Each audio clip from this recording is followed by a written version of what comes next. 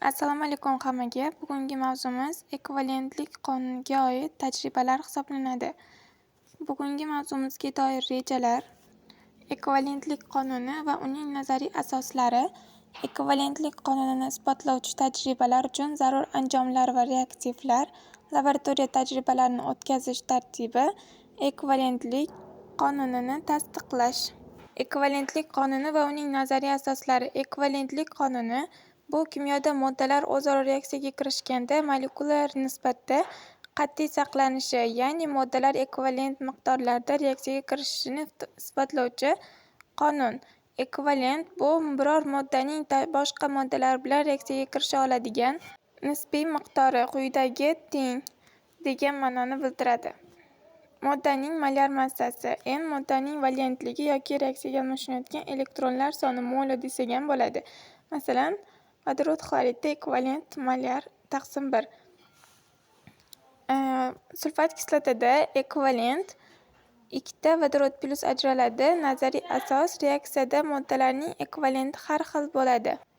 Ekvivalentlik qonunini isbotlovchi tajribalar uchun zarur anjomlar va reaktivlar. Anjomlardan kimyoviy probirkalar, o'lchov silindri, pipetka, stakan 100-250 ml, tarozilar, termometr, aralashtirgich, shisha tayoqcha.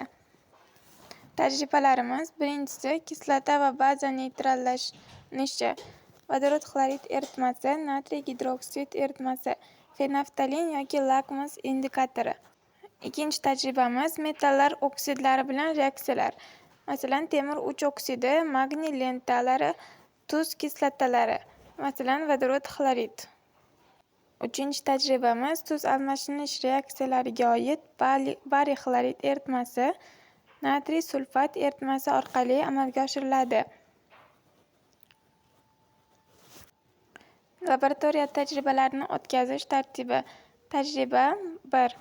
Vodorod xlorid va natriy gidroksid neytrallanish reaksiyalari. Masalan, probirkaga ma'lum hajmda 0,1 molyarli vodorod xlorid oldik.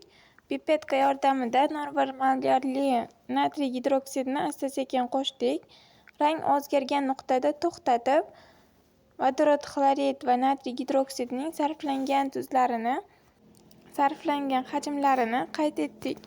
Natijasi ekvivalentlar teng bo'ladi. Tajribada ikkinchisi, metal plus kislota. Tarozida 0,5 gram magniy o'lchaymiz, probirkaga solamiz va 5 ml vodorod xlorid qo'shamiz. Gaz ajralishi tugaguncha kutib, reaksiyadan so'ng qolgan qoldiqlarni tortib ajratib olamiz. Massalar bo'yicha sarflangan ekvivalentlarni hisoblab, ularni daftarga qayd etamiz.